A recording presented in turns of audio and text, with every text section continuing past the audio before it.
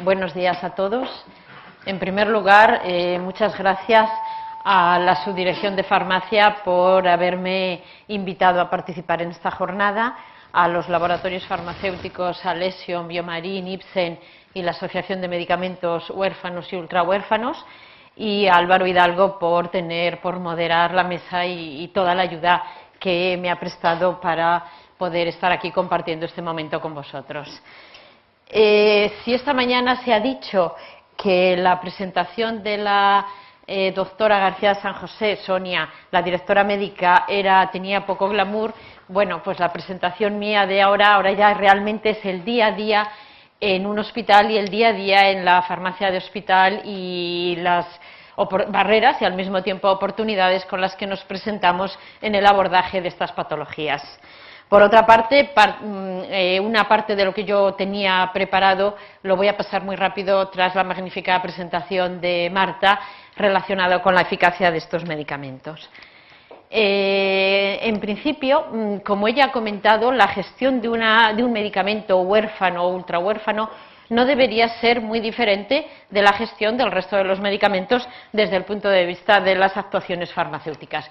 Por ello, para centrarnos, lo primero que tenemos que conocer cuál es el objetivo, la misión de un farmacéutico de hospital en un hospital. Y nuestro objetivo, si revisamos las páginas de Internet de todos los servicios de farmacia, en líneas generales, pues lo que se busca es una asistencia farmacoterapéutica integral, eficaz, segura, eficiente. Nuestro sentido es añadir valor asistencial y también acompañada de la docencia e investigación. Es importante decir que nosotros, los farmacéuticos, no somos gestores del medicamento, sino lo que somos gestores del proceso del uso del medicamento, de todas las etapas de la utilización del medicamento.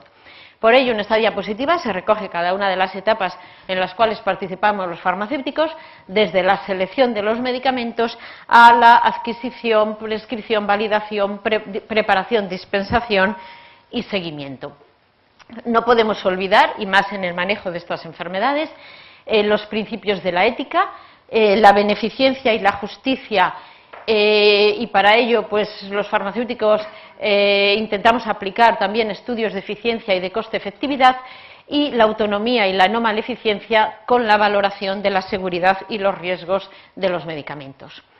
Nos encontramos en el día a día con tres tipos de medicamentos: medicamentos huérfanos, medicamentos ultrahuérfanos y otros medicamentos que se utilizan para las enfermedades raras que puede que no tengan ninguna designación.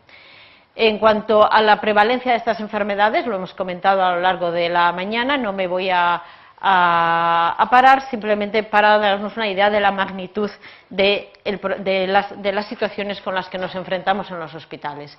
El listado de medicamentos huérfanos en Europa con designación huérfana, nosotros entramos en la base de datos Orphanet también para ver si es huérfano o ultrahuérfano, y algo que ha comentado Marta esta mañana y que luego lo voy a matizar: en el año 2013 perdieron la condición de designación huérfano varios medicamentos de un uso muy frecuente en los hospitales, por ejemplo, imatinib, everolimus, perlisomac, que es un grupo de medicamentos con un número de pacientes importante, y esto hace que pueda cambiar un poco, como vamos a verlo ahora, las cifras que todos comentamos y decimos que representan con respecto al gasto hospitalario. Imatinib es un medicamento que se utiliza en un número muy elevado de pacientes y ha hecho cambiar estos porcentajes. En esta diapositiva se recogen los medicamentos que tienen la designación huérfana a octubre del 2014, que son los medicamentos, algunos de los cuales me voy a referir en la presentación. De acuerdo a esa diapositiva, a esa clasificación, en mi hospital, que es un hospital de tamaño mediano, 400 camas, 200.000 habitantes, gestionamos en la farmacia 31 medicamentos, entre raros y ultra raros. 9 medicamentos de esos 31 son ultrahuérfanos, 3 medicamentos son ultrahuérfanos de alto impacto, considerando alto impacto aquellos que representan al año un coste unitario por paciente superior a 100.000 euros, y en este momento en mi hospital pues tenemos 4 pacientes. Esto hace que el consumo, el gasto con respecto al gasto hospitalario de los 31 medicamentos raros representa el 8,28, Se han comentado cifras del 11 y del 12. En el año 2012 en mi hospital fue el 12% y en el 2013 12-13. El presidente de nuestra sociedad, José Luis Poveda, el otro día hablaba de un 11, un 12. Depende mucho de esos 3, 4, 5 fármacos antitumorales que han perdido la designación de huérfano. 3,42 es lo que representan los 9 medicamentos ultrahuérfanos y 2,63 representa los medicamentos ultrahuérfanos de alto impacto. Y no podemos de ninguna manera olvidar pues que hablamos de 4 pacientes que son los que están tratados con los medicamentos ultra raros. El gasto total en los medicamentos huérfanos en mi hospital en el año 2014 fue próximo a los 2 millones de euros y aquí pues aparecen recogidos los medicamentos, muchos de ellos pues como vemos antitumorales con un número importante de pacientes. Respecto a las enfermedades, a los medicamentos ultra huérfanos, en la parte superior podéis ver los datos de la Consejería de la Comunidad de Madrid 2012-2013, hablamos de 77,8 pacientes año. Esto es una manera de medirlo, no tenemos 0,8 pacientes, pero es verdad que un paciente puede empezar en enero o un paciente puede empezar en diciembre, ¿no? Entonces, en el caso de mi hospital, que aparece representada en esta diapositiva, por eso también tenemos medios pacientes. El coste paciente medicamento año en mi hospital en el año 2013 fue de 162.000 euros entre los pacientes con ultrahuérfanos, Gaucher y hemoglobinuria paroxística nocturna. Vamos a empezar por cada una de las etapas. La selección de medicamentos. ¿Qué hacemos en los hospitales relacionados con la selección de medicamentos?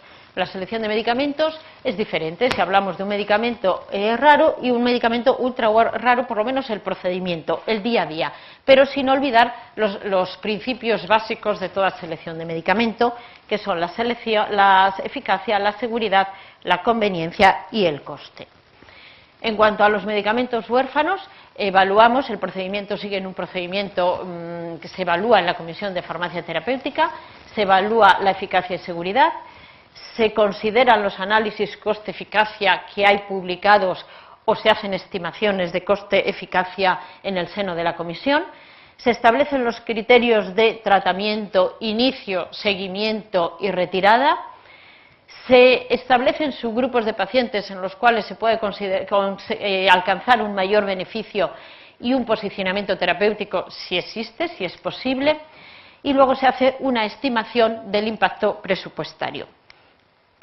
El procedimiento en los medicamentos raros, de esos 31, el procedimiento en los medicamentos ultra raros, pues el procedimiento es diferente. No, en principio, cuando a un hospital o a un hospital de tamaño mediano nos llega una solicitud de un tratamiento para un paciente con una enfermedad ultra rara, pues normalmente en muchos hospitales, como se ha comentado esta mañana, no están en la cartera de servicios del hospital. Puede haber CESUR, puede haber hospitales con mayor experiencia, pero las enfermedades raras son muchas y pueden llegar en cualquier momento, no están en la cartera de servicios del hospital. Mucho menos están en las agendas de trabajo de los servicios de farmacia.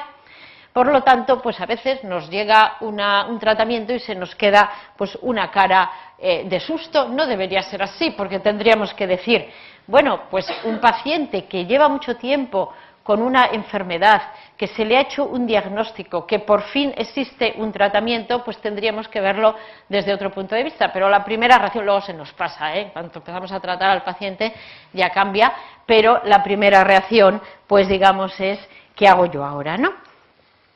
En los medicamentos ultrahuérfanos relacionados con la evidencia limitada, nos lo ha comentado Marta, nos encontramos pues con ensayos clínicos con un número reducido de pacientes, con variables subrogadas, con ensayos no controlados, con duraciones cortas, pero son propias de ese tipo de enfermedades y patologías. Existen diferentes artículos, como ya he dicho, que ponen de manifiesto la limitada evidencia que hay con algunos medicamentos. El método, la herramienta COMPAS también para evaluar el rigor y la calidad y la evidencia de los ensayos clínicos. Esto lo voy a pasar porque lo ha comentado ella. Y después, pues una vez que hacemos un análisis de la evidencia que hay, nos encontramos con que el coste unitario por paciente o los estudios coste-efectividad, coste incremental, en principio son elevados. Se alejan, no se ajustan con el umbral coste-efectividad de 20 a 30.000 libras por años de vida ajustado a calidad de los medicamentos convencionales, de los medicamentos tradicionales, y a veces, la mayor parte de las veces, pues además hay una exclusividad en el mercado. En el día a día nos encontramos con muchos medicamentos en oncología, porque realmente se está investigando y está habiendo avances importantes, en los cuales pues consideramos el ratio coste incremental entre 40 y 50.000 libras por año de vida ajustado por calidad, y en los medicamentos ultrahuérfanos entre 200.000 y 300.000, aunque luego pues existen algunas patologías y algunas enfermedades que sin lugar a duda superan ampliamente este ratio, como nos comentará seguramente la siguiente ponente. Con lo cual, con todo esto, con una eficacia, bueno, en esta diapositiva he querido recoger, porque muchas veces decimos, bueno, el coste unitario, ¿esto es mucho o es poco? Bueno, el mucho es la suma de muchos pocos, pero el mucho también es la suma de pocos pocos, y esos pocos tienen un coste unitario muy alto, ¿no? Entonces, en esta diapositiva se recoge el coste de algunas de estas patologías. Estos datos proceden de una base de datos de nuestra sociedad científica, que luego comentaré al final, porque también es una manera de poder volcar datos al registro nacional. Tenemos un registro de medicamentos dentro de la sociedad, y entonces en principio pues hablamos de 400.000, 287.000, 235.000 costes por paciente con algunos de estos medicamentos. Por tanto, si por una parte tenemos incertidumbre, ¿no? Incertidumbre en cuanto a la eficacia, por otra parte tenemos pues un coste-efectividad muy elevado. Por otra parte, no sabemos si tenemos presupuesto. O sea, hoy se ha comentado que va a haber una partida, en el caso de Madrid, presupuestaria para estas enfermedades, pero yo creo, y llevo muchos años conociendo a Encarna, que, claro, el presupuesto global en medicamentos en la Comunidad de Madrid es un presupuesto. Si se aumenta la partida presupuestaria para medicamentos e enfermedades raras, habrá que desinvertir de otro sitio.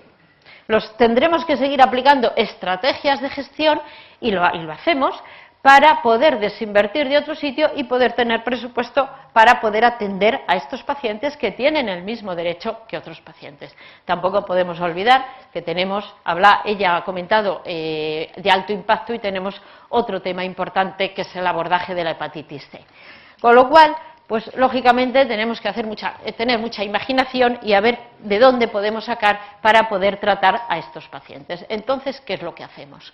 Bueno, a nivel de los hospitales, en Madrid no hay un comité que se ha hablado esta mañana, y yo creo que es muy importante que haya un comité de expertos, como por ejemplo es en el caso de la hepatitis C, que haya criterios comunes, pero ahora con estas enfermedades la decisión es local, con lo cual, pues en los servicios de farmacia hacemos las búsquedas bibliográficas, consultamos todas las bases de datos, agencias reguladoras y bases de datos de enfermedades raras, y recientemente, pues el 27 de noviembre, se publicó ya el primer IPT de un medicamento ultra raro, y luego el mismo día de una enfermedad brentuximab también rara.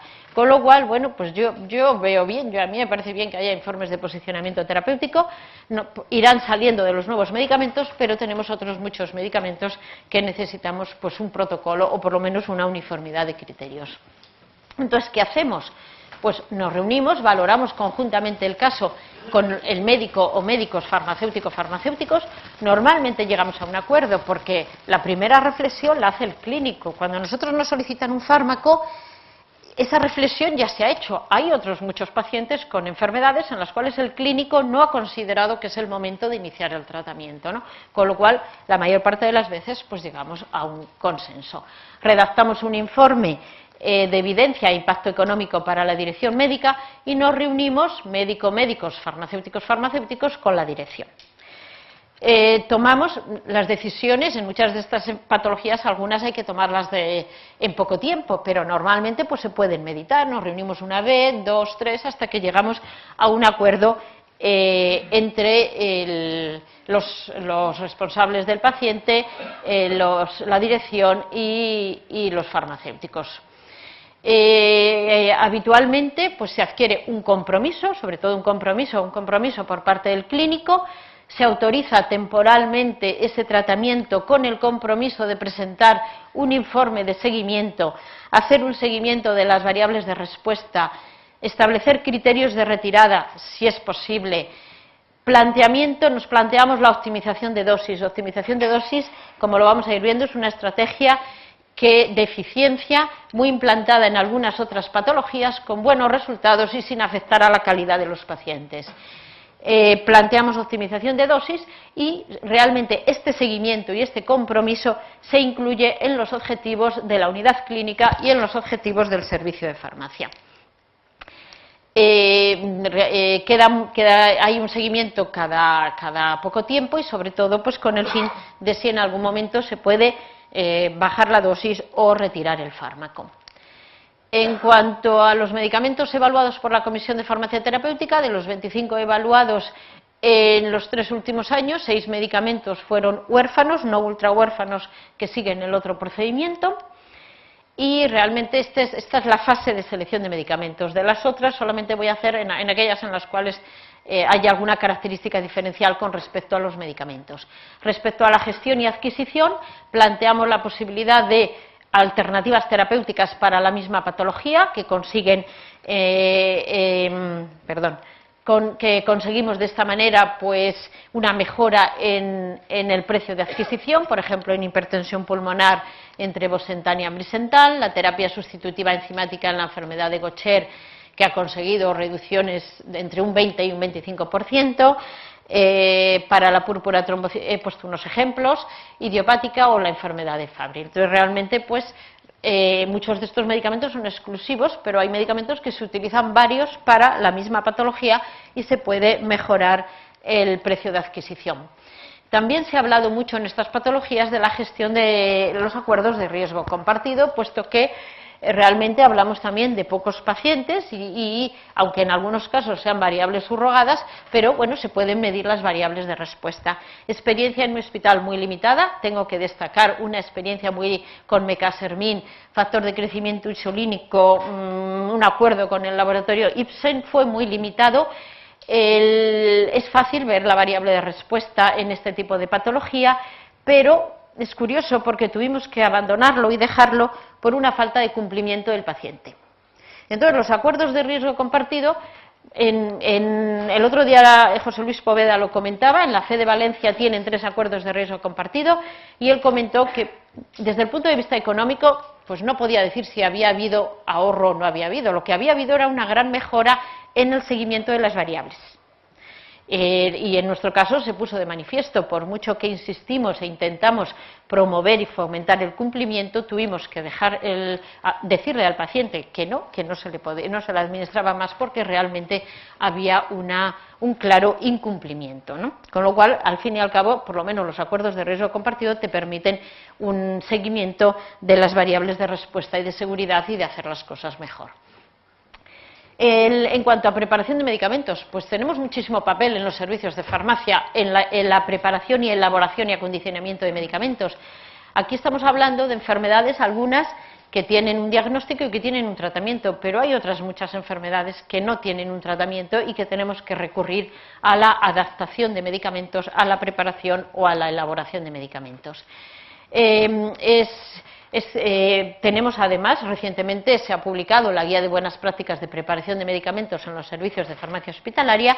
Teníamos antes el Real Decreto de 171 del año 2001, 175, pero es verdad que muchos acondicionamientos, sobre todo de medicamentos intravenosos parenterales que hacemos en los servicios de farmacia, no se contemplaban en su totalidad con el Real Decreto y sí con la Guía de Buenas Prácticas de Medicamentos, y además en Madrid pues ya estamos muy avanzando para la acreditación de los servicios de farmacia. El día a día en un servicio de farmacia, todo el área de elaboración de medicamentos pues se realiza en las salas blancas siguiendo los criterios de calidad y seguridad. Se clasifican los medicamentos en función del nivel de riesgo y en función de ese nivel de riesgo pues se establecen los procedimientos de elaboración y preparación. ¿Por qué he querido decir esto? Por poner de manifiesto el valor de la formulación magistral para las enfermedades raras. Hay muchas patologías en las cuales no hay medicamentos, sobre todo en pediatría. Es una necesidad diaria que no se puede suplir con otros medios, faltan muchos preparados para la población pediátrica por parte de la industria farmacéutica y tenemos que recurrir a la formulación magistral. He querido poner este ejemplo para esta enfermedad, la enfermedad de ictiosis, esta enfermedad cutánea descamativa, la enfermedad del pez, donde realmente pues, la formulación magistral tiene un papel importante y en nuestro caso pues, hemos trabajado además ampliamente con la asociación de pacientes. Igualmente para el síndrome de West, muchísimos medicamentos para antiepilépticos no existen en formulaciones o hay que adaptarlas, incluso las formulaciones orales. Para la esclerosis tuberosa, por ejemplo, los derivados de la rapamicina. Entonces, bueno, pues no podemos olvidarnos tampoco de esta parte. En cuanto al valor, la formulación magistral puede ser una solución para muchos pacientes con enfermedades raras, pero también no deja de ser una medida de eficiencia, porque está claro que para eso tenemos que sacar de otro sitio para poder atender a los pacientes, que realmente es lo que queremos. Por una parte, tenemos que optimizar dosis, tanto desde el punto de vista clínico como desde el punto de vista de la preparación de medicamentos mediante la agrupación de pacientes. Tenemos que avanzar en estudios de estabilidad de medicamentos, ya estamos trabajando con grupos de trabajo y con universidades para avanzar en estabilidad de medicamentos y poder hacer una optimización de la medicación y de los viales, y tenemos pues que acondicionar y reformular en ocasiones para hacer una gestión más eficiente de los recursos disponibles. Nadie duda de la preparación, son 2 minutos, de la preparación centralizada de los medicamentos antineoplásicos, muchos de ellos se utilizan para enfermedades raras.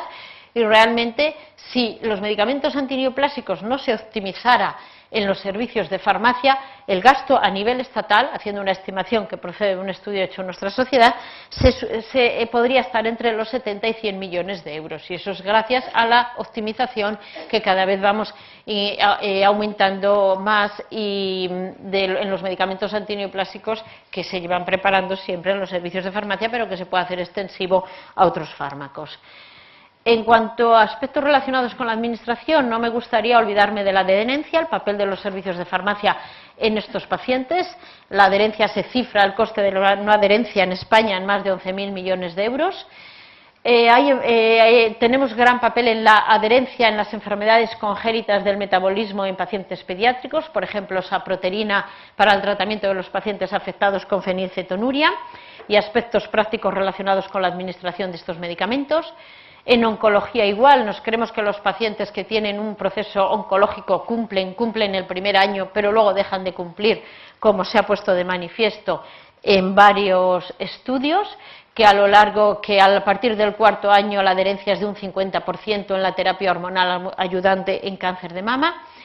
Y en varios estudios, por ejemplo imatinib, que era medicamento huérfano hasta hace 2 días, pues también en la leucemia amiloide crónica se pone de manifiesto la no adherencia y el cumplimiento, pues porque muchas veces el paciente por los efectos adversos abandona. Pues ahí está, con las unidades de pacientes externos, nuestro papel. Igual con la hormona de crecimiento, en el síndrome de Prader-Willi, que es una enfermedad rara, ¿no? Entonces, no quiero aquí extenderme, pero el papel de la adherencia. Y la individualización posológica. No puedo por menos de hablar de este tipo de estrategias eficientes. Por ejemplo, en la enfermedad de Gaucher hay una gran variabilidad en las dosis, desde 14 unidades por kilo hasta 60. Hay equipos que empiezan con las dosis bajas y van aumentando a los no respondedores. Otro grupo de expertos empiezan con dosis altas y lo que van haciendo van bajando dosis. Existen unos criterios de respuesta de tratamientos, que es lo que intentamos aplicar en los hospitales, y en función de estos criterios vamos ajustando la dosificación con experiencias, como por ejemplo algunos datos publicados, pues de ahorros anuales a lo mejor entre 300 y 400.000 euros. Yo aquí he querido recoger, y ya con esto termino, los 2 pacientes que tenemos con la enfermedad de Gaucher, el seguimiento que se le hace en los hospitales y la optimización y ajuste de dosis en función de las variables de respuesta. Y todas estas alternativas, desde alternativas terapéuticas para la misma patología, y compras, negociación en las compras, reevaluación de solicitudes, reducción de dosis y descanso terapéutico o optimización en la preparación de medicamentos, en los 2 últimos años estas gestiones supusieron el 2,1% de ahorro respecto al gasto total farmacéutico. Esto puede parecer, mucho o poco, pues realmente ese 2,1% nos permite tratar a 3, 4 o 5 pacientes más con enfermedades ultra raras. Y simplemente quiero mencionar aquí el grupo de trabajo de la Sociedad Española de Farmacia Hospitalaria de los medicamentos huérfanos, que además pues tenemos un registro a través de la información de las farmacias de hospital de pacientes y medicamentos y coste y pautas y dosis de las enfermedades raras y de los medicamentos raros y ultra raros. Lo que buscamos es estimar el impacto económico del tratamiento farmacológico y desde luego pues que estamos dispuestos a colaborar con cualquier registro nacional, sin duda. Y nada más, yo creo que la aplicación de estas estrategias de gestión de los medicamentos puede contribuir a la sostenibilidad del sistema y es una responsabilidad de los profesionales sanitarios, de la Administración y de la industria farmacéutica. Y nada más, simplemente dar las gracias a todos los farmacéuticos de hospital, a los grupos de trabajo de la sociedad que están trabajando en este sentido, a la industria farmacéutica, a la Administración por estar abierto a todo tipo de iniciativas y sin lugar a duda, pues, a todos vosotros por estar aquí.